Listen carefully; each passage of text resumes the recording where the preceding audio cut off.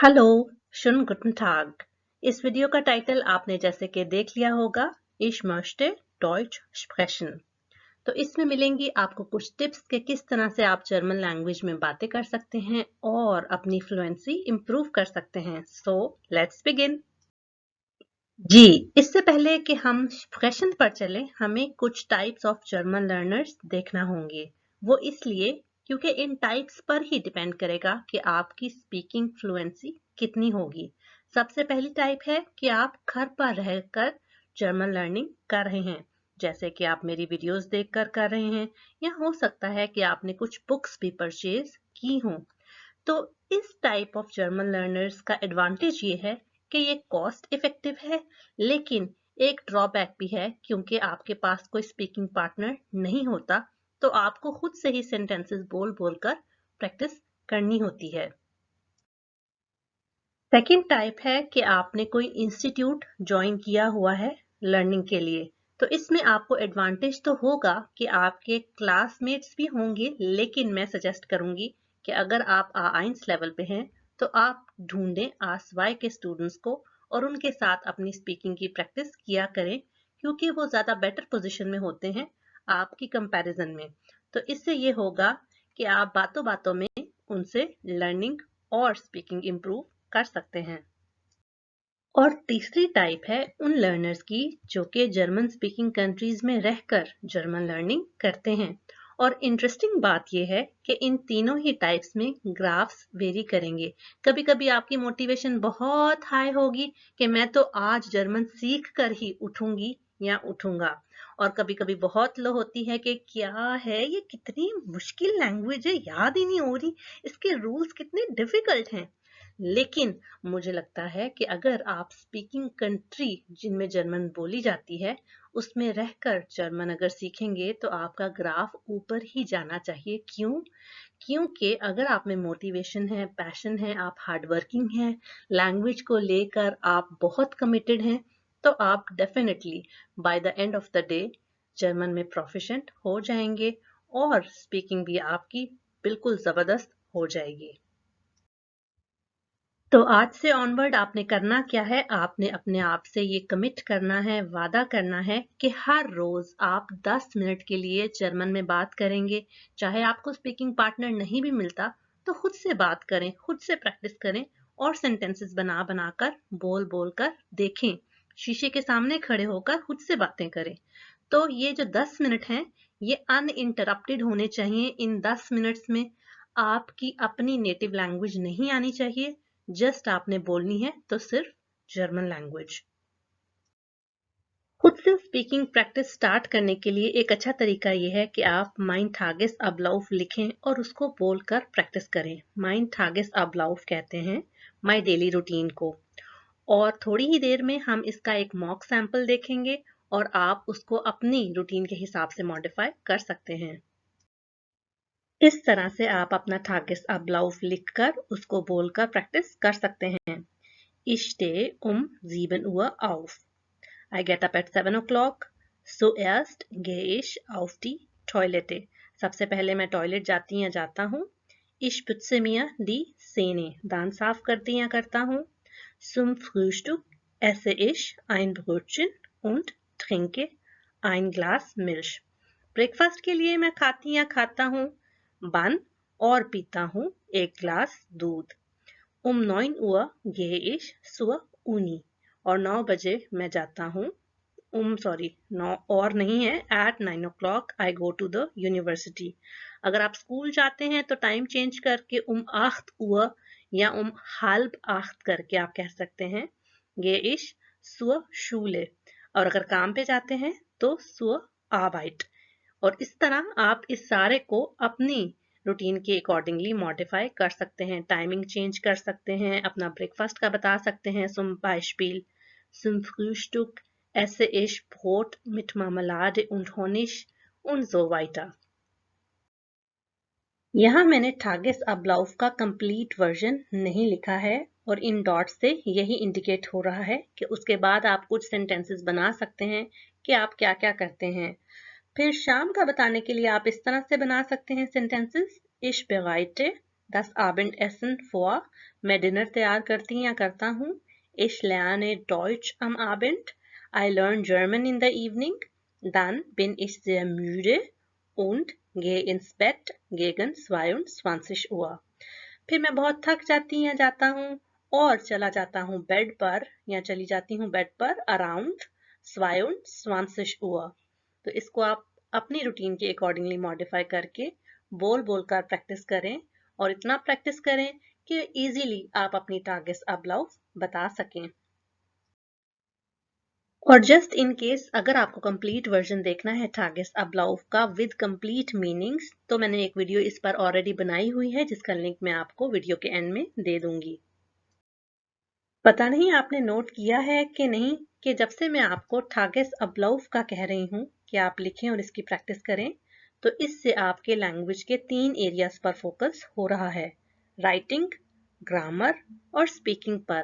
तो इससे पता चलता है कि ये बहुत ही हेल्पफुल है आपकी स्पीकिंग फ्लुएंसी को इम्प्रूव करने के लिए.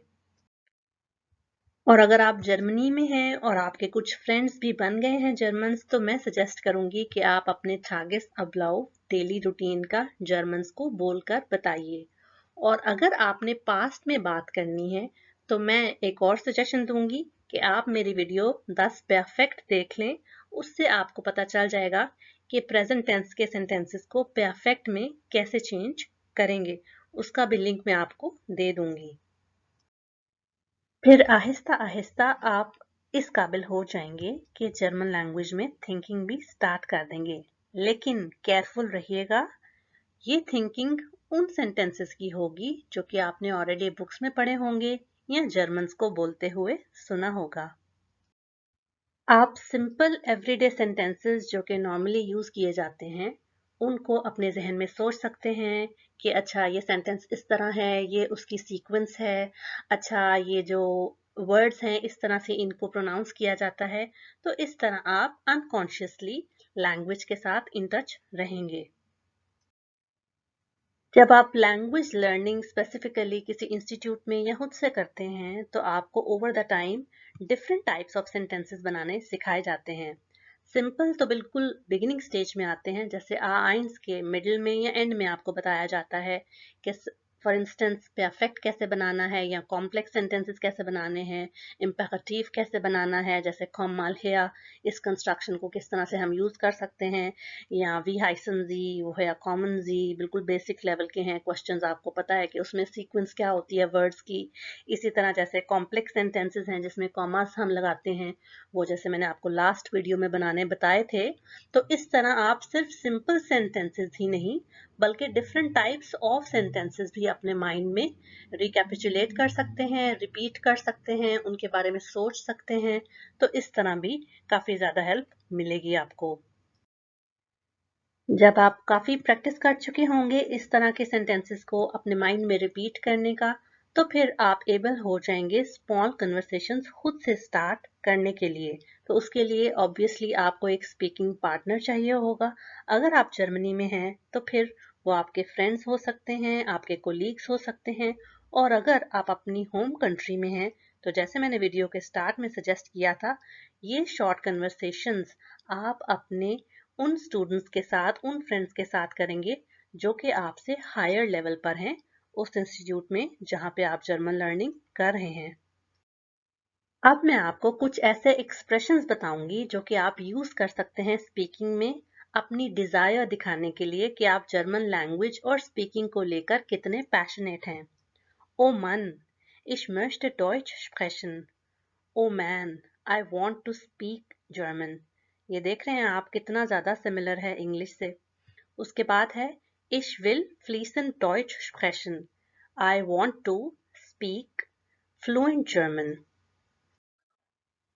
और लैंग्वेज लर्निंग प्रोसेस में एक ऐसा फेज भी आता है जब हमें स्पीकिंग बहुत मुश्किल लगती है. तो उसके लिए आप अपने इंस्ट्रक्टर से पूछ सकते हैं Warum finde ich Sprechen so schwer? मुझे क्यों इतनी मुश्किल लगती है स्पीकिंग. या फिर आप अपनी जर्मन लैंग्वेज की नॉलेज को इम्प्रूव करने के लिए पूछ सकते हैं Wie kann ich meine Deutschkenntnisse verbessern? और इस तरह के क्वेश्चंस अक्सर मेरे फेसबुक ग्रुप पर भी स्टूडेंट्स ने लिखे होते हैं, क्योंकि अक्सर ऐसे फेजेस आते हैं हमारे लैंग्वेज लर्निंग प्रोसेस में जब हमें लगता है कि बहुत मुश्किल टास्क है फॉरेन लैंग्वेज लर्निंग, और आई थिंक आपको भी लगता होगा। अब थोड़ी सी बात कर लेते हैं लैंग्वेज एक्सपोजर की। अगर आप ऑलरेडी जर्मनी में हैं तो आपको पता है कि जहां भी आप होंगे, बस हो, मेंजा, ऑफिस या और जॉब करते हुए, आप हमेशा जर्मन लैंग्वेज से एक्सपोज्ड रहेंगे। आपके इर्द गिर्द जर्मन लैंग्वेज लोग बोल रहे होंगे, आप उसको कंटिन्यूसली सुन रहे होंगे, तो इससे बहुत अच्छा इफेक्ट पड़ेगा आपके लैंग्वेज लर्निंग प्रोसेस में।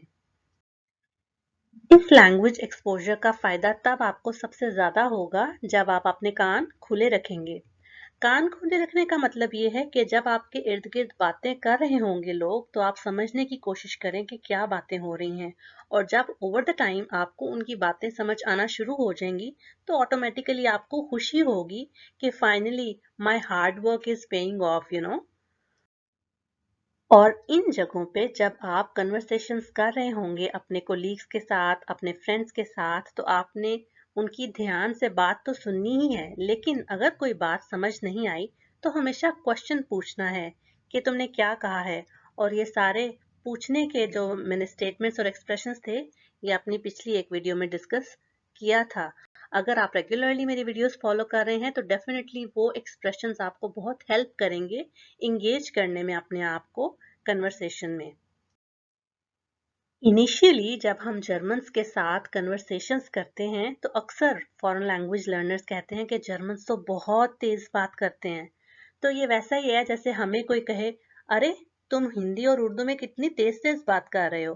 तो नेटिव स्पीकर्स है तो नेचुरली उनका स्टाइल ही जल्दी या तेज बात करने का होगा। तो आपने करना यह है कि एटलीस्ट एफर्ट करें उनके फ्रेजेस को कैच करने के लिए। अगर आपको फिर भी नहीं समझ आ रही कि उन्होंने क्या बात की है, तो आप उनको रिक्वेस्ट कर सकते हैं, können Sie bitte langsamer sprechen? तो फिर डेफिनेटली वो आपकी रिक्वेस्ट पर उसी स्टेटमेंट को आहिस्ता आहिस्ता रिपीट कर देंगे। अगर आप जर्मन्स के साथ एक्टिवली कन्वर्सेशंस में पार्टिसिपेट करना चाहते हैं, तो उसके लिए बहुत ज़रूरी है कि आपकी Hörverstehen इम्प्रूव्ड और एडवांस्ड हो। और वो आप कैसे कर सकते हैं? आप उसके लिए इंटेंसिवली सुने langsam gesprochene Nachrichten, जो कि डोइचे वेले हर रोज बनाता है, और ये होती हैं स्लोली स्पोकन न्यूज। इसका लिंक मैं डिस्क्रिप्शन बॉक्स में दे दूंगी। इनको रोज रोज सुनने से ये होगा कि आपकी लिसनिंग कॉम्प्रिहेंशन इंप्रूव होगी। तो जब नेटिव जर्मन्स आपसे बात करेंगे तो आपको समझ में आना शुरू हो जाएगा कि वो क्या बातें कर रहे हैं। अपनी लिसनिंग को इम्प्रूव करने का दूसरा तरीका ये है कि आप सुने एग्जाम ऑडियोज और बार बार सुने, और सुने उनके ट्रांसक्रिप्ट्स को सामने रखकर। इससे भी आपकी Hörverstehen बहुत ही इम्प्रूव हो जाएगी। और अगर आप ये सोच रहे हैं कि वीडियो तो ये स्पीकिंग की है, तो इसमें लिसनिंग की टिप्स क्या कर रही हैं, तो यहाँ पे बताना आपको ये था कि लिसनिंग और speaking go hand in hand. जब तक आप लिसनिंग एक्टिवली नहीं करेंगे तो आप उसका जवाब स्पीकिंग में अप्रोप्रिएटली नहीं दे सकते। अभी थोड़ी ही देर में मैं आपको लिसनिंग का एक क्लिप सुनाऊंगी जो कि आस्वाई गोएथे मॉडल पेपर से लिया गया है, जिसका लिंक मैं डिस्क्रिप्शन बॉक्स में दे दूंगी। तो करना आपने ये है कि उसको एक्टिवली सुनना है और समझने की कोशिश करनी है कि स्पीकर क्या बातें कर रहा है और क्या सिचुएशन है।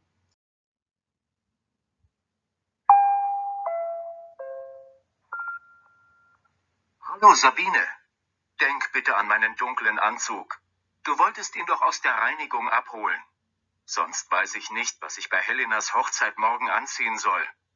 Das Geschenk habe ich heute in der Mittagspause schon gekauft. Die Blumen holen wir ja erst morgen früh. Dank dir.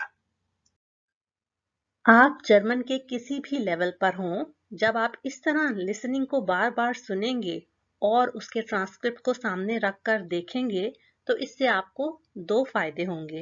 पहला ये कि आपकी Hörverstehen इम्प्रूव होगी, और सेकंड ये कि आपको सारे के सारे नए वर्ड्स जो कि अब तक आपको नहीं पता थे वो पता चलेंगे, तो आपकी वोकैबुलरी भी इम्प्रूव होगी। लेकिन उससे ज्यादा इम्पोर्टेंट ये है कि आप जितनी बार भी लिसनिंग करेंगे ऑडियोज की, तो आपने कोशिश करनी है कि उनका एक्सेंट और प्रोनाउंसिएशन को एडॉप्ट करें कि वो किस तरह से वर्ड्स बोल रहे थे और कैसे उनको प्रोनाउंस कर रहे थे। तो अभी थोड़ी ही देर में ये एक्सट्रैक्ट मैं आपको खुद से बोल के बताऊंगी कि किस तरह से स्पीकर बात कर रहा था। Hallo Sabine, denk bitte an meinen dunklen Anzug. Du wolltest ihn doch aus der Reinigung abholen. Sonst weiß ich nicht, was ich bei Helenas Hochzeit morgen anziehen soll. Das Geschenk habe ich heute in der Mittagspause schon gekauft. Die Blumen holen wir ja erst morgen früh. Dank dir. I know कि मैंने बिल्कुल perfect तो नहीं बोला, लेकिन at least कोशिश की है उस तरह से इसको प्रोनाउंस करने की जिस तरह के स्पीकर कर रहा था। तो इसी तरह आपने जितनी भी ऑडियोज एग्जाम की सुननी है उनकी आपने बोल बोल कर प्रैक्टिस करनी है, और वो क्यों करनी है ये मैं अभी आपको बताती हूँ। जो आपने ऑडियो सुनकर बाद में उनकी प्रैक्टिस करनी है स्पीकिंग की, वो करने का फायदा ये होगा कि आप प्रैक्टिस कर रहे होंगे अपने जॉज को, टंग को, माउथ मसल्स को यूज टू कर रहे होंगे फॉरेन लैंग्वेज के साउंड्स को आर्टिकुलेट करने में, क्योंकि वो हमारी नेटिव लैंग्वेज नहीं होती और शुरू में हमें थोड़ी मुश्किल होती है फॉरेन साउंड्स को बुलाने में। तो इससे आपको काफी हेल्प मिलेगी अपनी प्रैक्टिस करने के लिए कि आप स्पीकिंग में किस तरह से फ्लुएंट हो सकते हैं। फिर उन ऑडियोज को 1 बार, 2 बार, 3 बार आपने बोलकर अपने आप से पूछना है कि क्या मैंने सही एक्सेंट पिक किया है, क्या जैसे स्पीकर्स बात कर रहे थे मैंने वैसे ही बात की है, क्या मैंने वर्ड्स को सही तरह से प्रोनाउंस किया है। तो इस तरह करने से ये होगा कि आप बार बार उनके नेटिव एक्सेंट को कॉपी करने की कोशिश करेंगे और मैक्सिमम वर्ड्स को जितना के जर्मन्स बोलते हैं उसके पास पास जैसा आप भी प्रोनाउंस कर सकते हैं। मुझे पता है कि अगर एक लैंग्वेज लर्नर रॉन्ग प्रोनाउंसिएशन कर रहा हो या फिर ग्रामर मिस्टेक्स कर रही हो, तो फिर ये दोनों चीजें रिजल्ट करती हैं लैक ऑफ कॉन्फिडेंस में। फिर हम डर जाते हैं और स्पीकिंग नहीं करते किसी भी फॉरेन लैंग्वेज में।